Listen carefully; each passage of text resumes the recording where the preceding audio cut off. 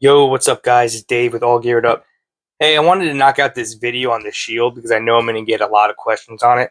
So here we go. This is my everyday carry shield you saw in the last video, and let's get into it. So right off the bat, you can see it's been some stuff has been done to it. So this shield was originally didn't have an optic cut, so I elected to get that done through ncengravers, and he did some other cool stuff. But it's not like the most modded out Shield Plus. I'm sure there's other things you can do to them, but this is what I did to mine and what I'm happy with, and what I like to see on an everyday carry gun or just pistols in general. So a little backstory on the firearm choice. So my first ever handgun was an M&P. It was a full size. And so I naturally kind of just go towards an M&P. They fit nice in my hand. I have big hands, and I like how they have a skinny grip, but wider this way. They feel the good texture, especially the 2.0s and the new stuff they're putting out. The texture on the shields are, in my opinion, one of the best feeling everyday carry guns on the market. Now there's some other companies out there. I know they have the new Hellcat. Excuse me, the Hellcat has some nice aggressive texture, and but in my opinion, the M&Ps, what they do with that texture, it just feels really nice. And this one is the new. I think these new frames are like a Cerakoted black, and because typically the older ones you would see, the frames like the original shields or the original like full size or compacts had more of a gray frame, polymer frame. These are more black, so I do think they Cerakote them. So I have in a black arch holster, like I explained in my last video. It's got the wing or the claw. This is just called the wing, I believe. And what that does is the belt runs across, and the wing hits the belt and tucks the grip into your body. Now, the one thing about carrying this shield appendix that I've noticed is that this gun tends to pop out more. So I even thought about getting the longer holster for like the 4-inch slide, the 4-inch barrel shields.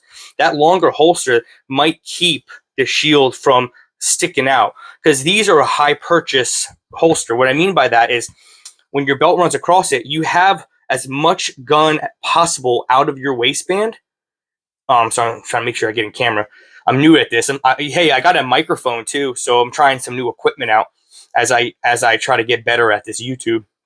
But so this gun sits pretty high out of your waistband.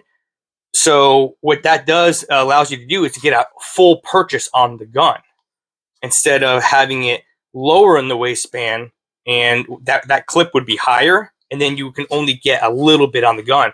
So this allows you to get a full purchase on the gun. So, but by what you sacrifice is the gun comes out, it's a little floppy. Now I have a nice belt and it keeps it pretty tucked in, and this helps. But I almost want to try maybe getting the longer holster for it, and that would help, keeping it in the pants more. So just something I want to try out. So like I said, Black Arch Revcon. Now this is it's a Revcon reversible or convertible, left, right, inside the waistband, outside the waistband. This is not the best holster, but this is what I like, and it's comfortable for me. And I do, have these holsters available at like local gun shows that I do. So I got to be careful with my words, because when I mention stuff, people think YouTube will shut me down. So, but Black Arch, I am a dealer for them. So Black Arch holsters, and I actually do carry a lot of these holsters, not because like I want to try to sell the holster. It's just the fact that I like it. It's a good holster, and I stand by their products. They're a good company. And I also use Legacy Firearm Company, and I do not sell any of their holsters. I buy a lot of their holsters. They have some cool custom prints, and I have a lot of holsters which you'll see me wearing Legacy Fire or Crucial Concealment, or Tier 1. This one's still out. So, but the Black Arch holster is this one for the Shield Plus. Now, let's get into the gun. Let's make it safe. All right. So it's ammo incorporated hollow points. So ncengravers did the work. So he did Cerakote the magazine base plate for the carry magazine and the sleeve, the OD green to match. So that's just your 13 round mag. So I have the Shield Plus. That's the 3.1 inch barrel Shield Plus. Now, it originally came just your factory Shield Plus without the optic cut. Now, Mark over there, ncengravers, I spoke to him. I like to have some texture or some serrations up front so I can do press checks. I can rack my gun this way. So I like the serrations in the back that the Shield comes with. I just wanted something to match the front. You know, kind of like this gun, which I'm still getting used to shooting. You know, this Compact 2.0 has the serrations up front. Doesn't have them up top though, but definitely something I prefer on my guns. So if I have a gun that has a carry every day, I wanted that on my carry gun, and I didn't want any cuts or windows, or I didn't want any windows through it. And here is some diamond pattern up top, so I can get my thumb up there and rack it, or get my fingers rack it. So that's why I chose that.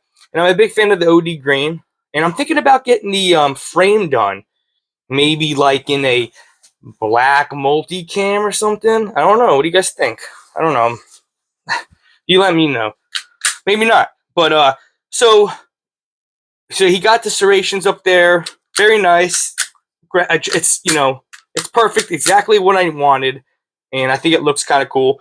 And he did cut the for the optics. So this is just was a trade-in, the original 407K. Got the buttons on the side.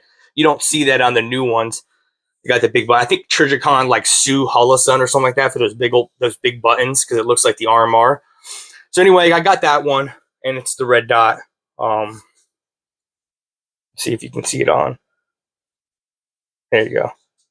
And the night sights I chose before I had the work done, and those are the night visions. I really like the night visions, and I like that green. They're really bright.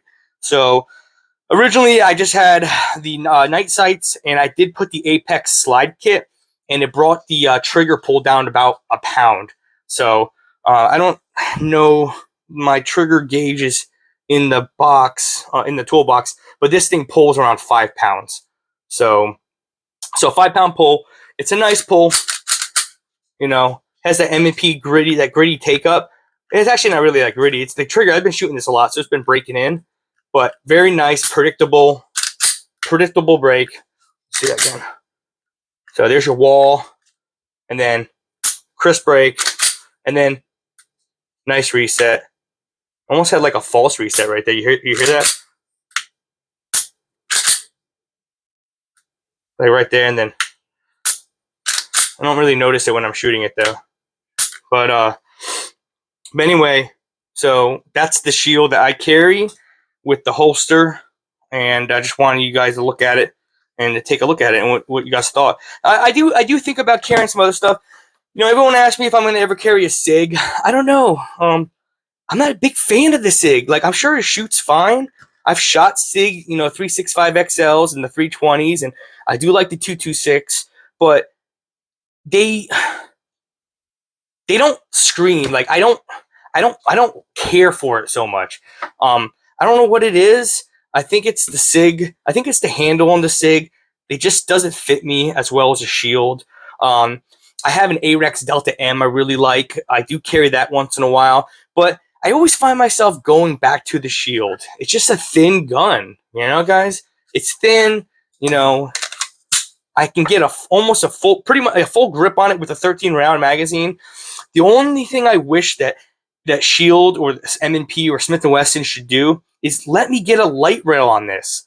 You know, I know you can put the Streamlight, you know, 90 lumen light and on the trigger. I don't like that. I actually, my first Shield, I had that, and it went fine. So I always carry a light on me at all times. And so maybe the next Shield will have that. But obviously, if they get some kind of light rail, then this Shield's going to probably, it'll be wider, right? Unless there's a proprietary light out there for the Shield. And I'm not talking about the trigger lights, guys, the trigger guard lights. I know Crimson Trace or, you know, Surefire might make something, Streamlight makes something. I'm not talking about those. I'm talking about you know, I'm talking about a real light, guys. I'm talking about a real light, like a Streamlight TLR7A. That's a real weapon light. You know, a big surefire, but a small compact gun like this, an everyday carry, this is just fine. And you know, just carry nice, you know, pocket light on you at all times. That was pretty much all I wanted to talk about is the shield. And I don't want, you know, I try and get these videos as short as possible, but like I said, I'm new at this, guys. Let me know how I'm doing in the comments below and what else you want to see. I'm going to do another video before the family comes home. I have a giveaway, 500 subscriber giveaway. That video is next. Thanks, guys.